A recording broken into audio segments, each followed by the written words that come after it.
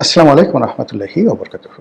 সম্মানিত দর্শক, নতুন সরকারের জন্য এই যে পবিত্র মাহে রমজান চলছে, মাহে রমজানের পরেই কতগুলো চাপ চলে আসবে, মারাত্মক কতগুলো চাপ। এর মধ্যে এক নম্বর চাপ হলো পুলিশ হত্যার বিচার নিয়ে বিভিন্ন সামাজিক মাধ্যমে যে তোলপাড় করা কাণ্ড ঘটে যাচ্ছে, এবং সরকারের পক্ষ থেকেও পুলিশ হত্যার বিচারের ব্যাপারে যে গ্রিন সিগন্যাল দেওয়া হয়েছে, এ ব্যাপারে সরকারকে এগোতে হবে এবং তাকে একটা সিদ্ধান্তে আসতে হবে। তাকে আগের সরকারের মানে ডক্টর মোহাম্মদ ইউনূস সরকারের যে ইন্ডিমিনিটি ছিল সেটা অনুসরণ করতে হবে এবং বলতে হবে যে আমরা এই ইন্ডিমিনিটিকে সমর্থন করি এবং পুলিশ হত্যার বিচার হবে না।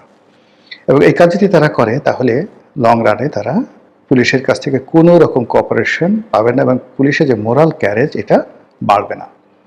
এখন দু চারজন পুলিশ কর্মকর্তা যারা টহল দিচ্ছেন, যেমন মাসুদ একা, ডিসি মাসুদ, তিনি চেষ্টা করছেন, কিন্তু তিনি একা কি করবেন?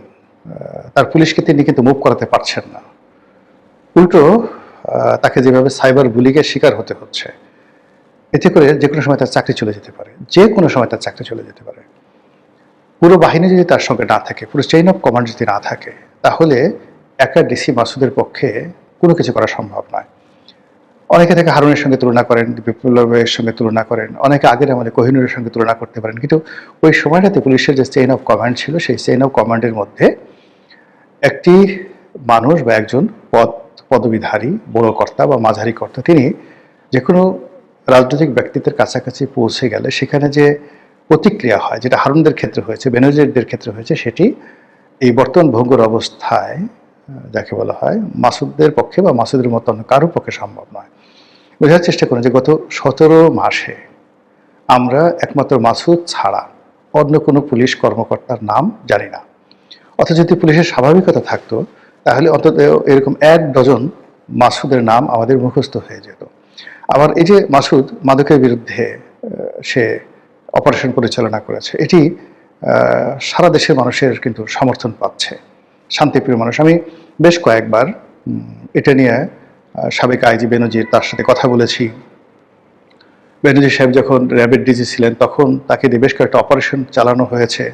আমার যেমন নাইম রোড, ধানমন্ডি লেকের পাড়, রমনা পার্ক, এই সমস্ত এলাকায় বেশ কয়েকটা অপারেশন চালানো হয়েছে। কিন্তু ওই আমলে কিন্তু এই সরোয়ার্দী উদ্যান যে এলাকাটাতে ডিসি মাসুদ অপারেশন চালিয়েছে, এটা বেনজিররাও পারেননি।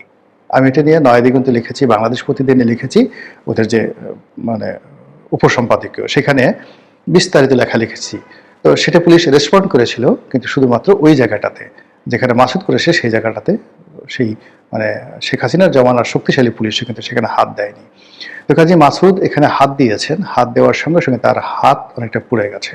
যেভাবে তাকে নিয়ে বুলিং হচ্ছে, তাকে নিয়ে যেভাবে সমালোচনা হচ্ছে, এর ফলে তিনি মিডিয়ার সাথে যে অসহায়ভাবে নিজেকে উপস্থাপন করছে, ইট মিনস তিনি এগোতে পারবেন না, তাকে স্টপ হয়ে যেতে হবে। অন্যদিকে আবার মোহাম্মদপুরের যে আইনশৃঙ্খলার অবনতি, সেখানকার চুরি ডাকাতি, রাহাজানি, ছিনতাই থেকে শুরু করে যা কিছু হচ্ছে, এটা দমন করার জন্য স্বয়ং আইজি সাহেবকে মাঠে নামতে হয়েছে। ইট মিনস পুলিশের চেইন অফ কমান্ড নেই। একটা থানা দমন করার জন্য একজন ওসি যথেষ্ট। ওসির সাথে ওসির কমান্ডে কখন ম্যাজিস্ট্রেট যেতে পারে তার কমান্ডকে সাহায্য করার জন্য, ওসির হাতকে শক্তিশালী করার জন্য র্যাবের একটা টিম যেতে পারে, অথবা আর্ম ব্যাটালিয়ন পুলিশের একটা বিশেষ টিম যেতে পারে স্পেশাল অভিযান চালানোর জন্য। কিন্তু স্বয়ং আইজি সাহেবকে মোহাম্মদপুরের মতো একটা অপরাধপ্রবণ জায়গাতে দাঁড়িয়ে থেকে তাকে বলতে হবে যে পুলিশকে নৈতিকভাবে সমর্থন দেওয়া, আসামিদেরকে ভয় দেখানো এবং জনমনের স্বস্তি ফিরিয়ে আনার জন্যই আইজি হিসেবে আমি এখানে এসেছি। It's a wrong. It means police এখনো অ্যাক্টিভেট হচ্ছে না। আর সেই অ্যাক্টিভেট পুলিশকে যদি করতে হয়, তাহলে অবশ্যই পুলিশ হত্যার বিচার করতে হবে। এখন সেই পুলিশ হত্যার বিচার করতে গেলে বিপদটা কি? যারা প্রকাশ্যে স্বীকার করেছেন যে হ্যাঁ আমরা পুলিশ মেরেছি, আমরা পুলিশকে মেরে টেনিয়ে রেখেছি এবং এটা আমাদের আন্দোলনের অংশ ছিল, এবং এই কাজ না করলে আমরা বিজয়ী হতাম না, এবং আন্দোলনের স্বার্থে, বিপ্লবের স্বার্থে এই ধরনের কাজ সারা পৃথিবীতে ঘটে, সারা দুনিয়াতে ঘটে, আমরাও এই কাজগুলো ঘটিয়েছি। ভালো কথা। গত 17 মাসে এটা নিয়ে চ্যালেঞ্জ হয়নি, এখন এটা নিয়ে চ্যালেঞ্জ হচ্ছে। ইতিমধ্যে একজন সমন্বয়কে গ্রেপ্তার করা হয়েছে, আর একজন সেই যে আলোচিত সমন্বয়ক নেতা হবিগঞ্জের তাকেও গ্রেপ্তার করা হয়েছিল কলকাতাতে। সেখান থেকে তিনি কোনো মতে, কলকাতা না, দিল্লি এয়ারপোর্টে, সেখান থেকে তিনি কোনো মতে ফিরে এসেছেন।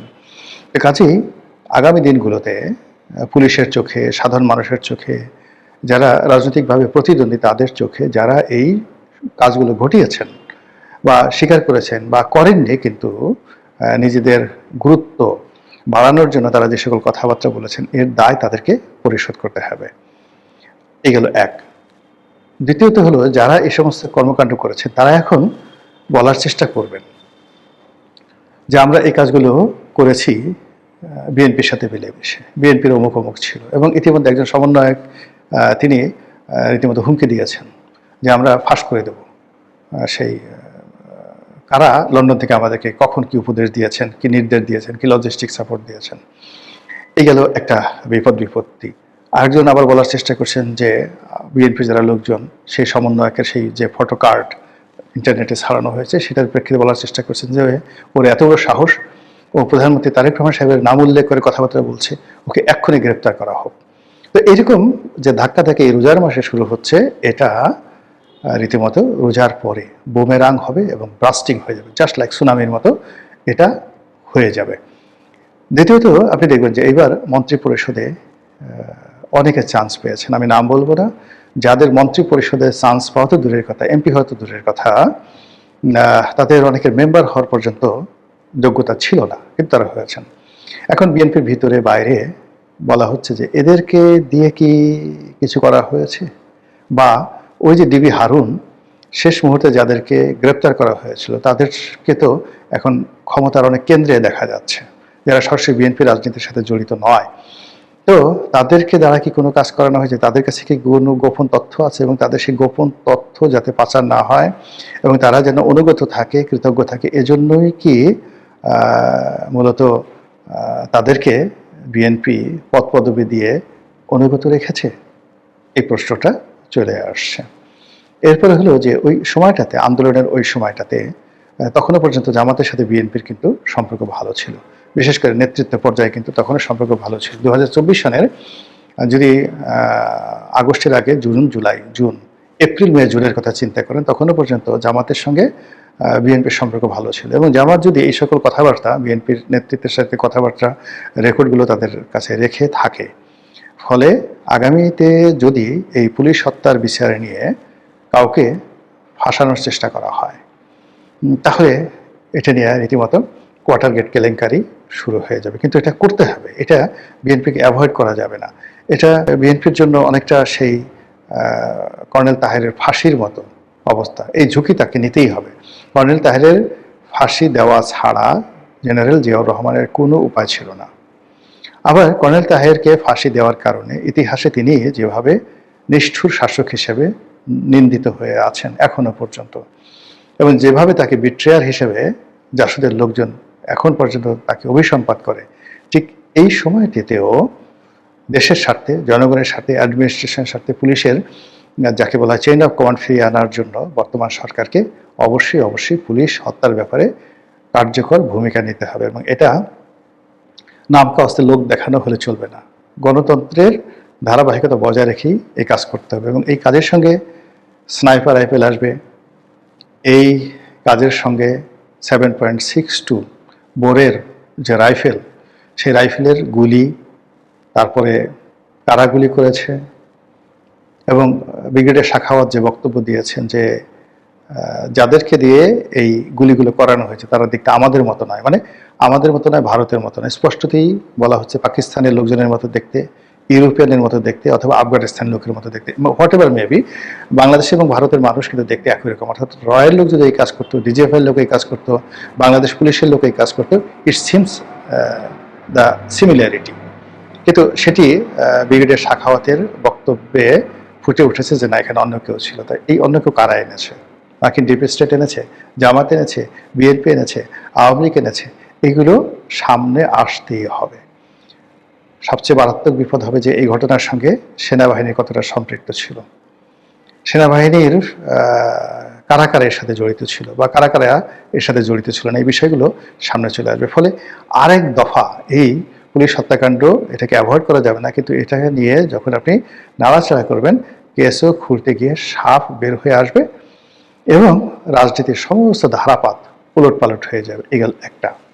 2 নম্বর হল যে গত 17 মাসে যে মবগুলো হয়েছে, ইতিমধ্যে ঢাকা বিশ্ববিদ্যালয়ের সাহসী শিক্ষক হাফিজুর রহমান কার্জন তিনি ঘোষণা দিয়েছেন যে তিনি 32 নম্বর ভাঙার অপরাধে ডক্টর মোহাম্মদ ইউনূস এবং তার যারা অ্যালাইড তার বিরুদ্ধে মামলা করবেন। এই কার্জনকে আসলে কার্জনের এত সাহস ছিল না। আমাদের ডিপার্টমেন্টের ছেলে, ভালো ছাত্র, পড়াশোনা করেছে, নম্র ভদ্র, ওর কখনোই এত সাহস ছিল না। ওকে এই জেলে নেওয়াটা ভীষণ রকম একটা অন্যায় হয়ে গেছে। জেলে নেওয়ার পরে সাহস বেড়ে গেছে। এখন আপনি একে মারতেও পারবেন না, কিছুই করতে পারবেন না। এখন যদি মানে আইনের ছাত্র সেইভাবে কোনো একটা কোর্টে মামলা সাবমিট করে, সেটা আজ হোক, কাল হোক, 10 বছর পরে হোক, 20 বছর পরে হোক, এটা একটা রেকর্ড থেকে যাবে এবং সেই মামলা এই বর্তমান জমানাতে যারা আছেন তারা এবং ডক্টর মোহাম্মদ ইউনূস তাদেরকে ভোগাবে। যেমন 32 নম্বর ভাঙা হয়েছে। 32 নম্বরকে ডক্টর মোহাম্মদ ইউনূস তার নির্দেশ ছাড়া, তার হুকুম ছাড়া বা তার আশকারা ছাড়া ভাঙতে পেরেছে? বা ধরুন যারা ভেঙেছে তাদের সঙ্গে কি বিএনপির কোনো যোগাযোগ ছিল? বিএনপির কোনো নেতার সম্পর্ক ছিল? এমনকি তার সঙ্গে কি জামাতের কোনো যোগাযোগ ছিল? এই বিষয়গুলো নিয়ে যখন টানাটানি হবে, অনেকে দেখবেন ফটাফট করে সত্য কথা বলে ফেলবে। এতে কত মানুষের যে ইজ্জত যাবে, কত মানুষের যে ইমেজ নষ্ট হবে, তা একমাত্র আল্লাহ রাব্বুল আলামিন বলতে পারবে।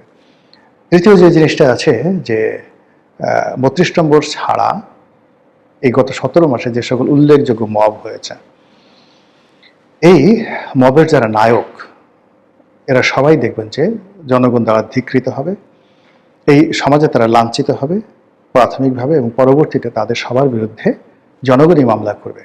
যারা মব করেছে এরা রেহাই পাবে না, কোনো অবস্থাতে রেহাই পাবে না, এবং এটা সরকারকে চোখ বুজে বুঝে সহ্য করতে হবে। এবং যখন ভুক্তভোগী অর্থাৎ যারা এই মব করেছেন তারা যখন আইনের আওতায় আসবেন, তারা যখন নির্যাতিত হবেন, তারা তখন ফটাফট করে বলতে থাকবেন। এক সময় দেখেন ওই যে জনাব তারেক রহমান, আম আদমি পার্টির যিনি সভাপতি তারেক রহমান, তিনি কিন্তু বলেছেন যে আমাকে সিপি অফিস ভাঙার জন্য পিনাকি বলেছে, আমাকে 32 নম্বর ভাঙার জন্য পিনাকি বলেছে, ইত্যাদি ইত্যাদি কথা তিনি বলেছেন। এবং এই কথা বলার পরে এখন আওয়ামী লীগের লোকজনই বলতে গেলে জনাব তারেক রহমান সাহেবকে শেল্টার দিচ্ছেন, এবং তিনি এখন বাংলাদেশে খুবই জনপ্রিয় একজন ব্যক্তিত্ব।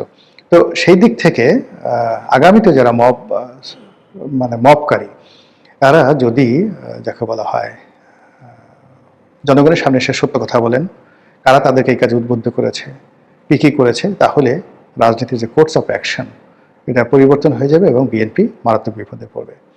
সর্বশেষ যেটি, তা হলো শুধু মব করা হয় নাই, মব করতে গিয়ে রীতিমতো ডাকাতি করা হয়েছে। আর শুধুমাত্র ডাকাতি করা হয়নি, ডাকাতি করতে গিয়ে অনেক ক্ষেত্রে শ্লীলতাহানি বার্তাটাও করা হয়েছে। এই জিনিসগুলো ধীরে ধীরে সামনে আসছে। আব্দুল তুষার সাহেব, বাংলাদেশের প্রখ্যাত টেলিভিশন বক্তা, মিডিয়া জগতের খুবই পরিচিত মুখ, তিনি খুবই স্পষ্টভাবেই বলেছেন যে 32 নম্বর ভাঙতে গিয়ে 32 নম্বরের আশেপাশের বাড়িতে ডাকাতি হয়েছে, এবং ওখানে একজন বিখ্যাত শিল্পী, সেই জলের গানের যে ভোকাল, যার বাড়িতে ইমানুয়েল ম্যাক্রো গিয়েছিলেন তার গান শোনার জন্য, তার বাড়িও লুট হয়েছে, ভাঙচুর হয়েছে, ডাকাতি হয়েছে। এইভাবে 32 নম্বরের আশেপাশের সব বাড়িতে ডাকাতি হয়েছে। এরপরে আমি নিজের চোখে একটা জিনিস দেখেছি, যেমন ধানমন্ডিতে একটা বাড়িতে এরকম রাতের মব হচ্ছিল, ডাকাতি হচ্ছিল। পরে আমি 999 টেলিফোন করে পুলিশের সাহায্য নিয়ে ওই বাড়িটা রক্ষা করি, কিন্তু ইতিমধ্যে ডাকাতি কিন্তু হয়ে গেছে, পুলিশ এর বাইরে কিছু করতে পারেনি। সেদিন এক লোক আসলো, একজন উপজেলা চেয়ারম্যান, উত্তরাতে তার পুরো বাড়ি তছনছ করে ডাকাতি হয়ে গেছে। হবিগঞ্জের সংসদ সদস্য ছিলেন অ্যাডভোকেট জাহেরের বাড়ি পুড়িয়ে পুরো বাড়ির মাল সামানা, কোটি কোটি টাকার মাল সামানা লুটপাট করে নেওয়া হয়েছে। এবং তার বাড়ির পাশের বাড়ি ছিল অ্যাডভোকেট আব্দুল মজিদ, যিনি নিরীহ ভদ্রলোক। একেবারে হবিগঞ্জের সব মানুষ সাক্ষ্য দেবেন যে আওয়ামী লীগে পুরো সিলেট বিভাগে যদি একজন নিপাট ভদ্রলোক কেউ থাকেন, তাহলে তিনি ছিলেন অ্যাডভোকেট আব্দুল মজিদ। তো সেই আব্দুল মজিদের পুরো বাড়িটা সেই দিন ভাঙা হয়েছে, অর্থাৎ তার 3-4 দিন আগে তার স্ত্রী মারা যায়। 41 বছরের সংসার, ভদ্রলোক তখন উন্মাদের মতো আছেন। ওই অবস্থাতে তার বাড়ি ভেঙে বাথরুমের যে কমোড বেসিনগুলো পর্যন্ত পুকুরে ফেলে দেওয়া হয়েছে, এবং তাদের যে গ্রিলগুলো আছে সেই গ্রিলগুলো খুলে ফেলা হয়েছে, এবং 2 দিন পরে এসে আবার সেই গ্রিলগুলো নিয়ে গেছে কেউ কেউ, এভাবে ভাঙচুর করা হয়েছে। এখন এগুলোর কি বিচার হবে না বলেন? এই যে ডাকাতিগুলো হয়েছে, এখন আওয়ামী লীগের লোক সেই বাড়ির ডাকাতি করবে, এটিকে হয়? ওই যে জেনারেল জিয়াউল হাসান, জেনারেল জিয়াউল হাসানের বোন আমাকে বলতেছিলেন যে তাদের একটা এতিমখানা ছিল, সেই এতিমখানা তারা করেছে। এখন জিয়াউল হাসানের বাড়িতে মব হয়েছে, তার সেই এতিমখানা ভাঙচুর হয়েছে, এতিমখানার যে কয়েকটা গরু ছিল সেই গরুগুলো নিয়ে যাওয়া হয়েছে, এমনকি এতিমদের জন্য যে ফ্রিজে মাংসগুলো ছিল সেই মাংসগুলো লুটপাট করা হয়েছে। আপনার কি মনে হয় এই জিনিসগুলোর কি বিচার হবে না? এই জিনিসগুলোর বিচার হবে এবং এগুলো বিএনপিকে অবশ্যই অবশ্যই করতে হবে। এবং এই জিনিসগুলো খুঁজলে দেখা যাবে বেশিরভাগ ক্ষেত্রে বিএনপির যারা নেতাকর্মী তারা জড়িত। তাহলে বুঝতে পারেন যে রাজনীতি এখন চলছে, বা যে তেলে ঝুলে চারিদিকে মানে বিএনপির যে জয়ধ্বনি শুনছেন, এটা খুব দ্রুত জয়ধ্বনি থাকবে না। এটা বিএনপির জন্য, রাজনীতির জন্য, অনেকের জন্য বুমেরাং হবে যদি বিএনপি সঠিক সময় সঠিক সিদ্ধান্তটি নিতে না পারে এবং সিদ্ধান্তগুলো সুন্দরভাবে বাস্তবায়ন করতে না পারে। মহান আল্লাহ আমাদের সবাইকে হেদায়েত দান করুন এবং হেফাজত করুন। আসসালামু আলাইকুম ওয়া রাহমাতুল্লাহি ওয়া বারাকাতুহু।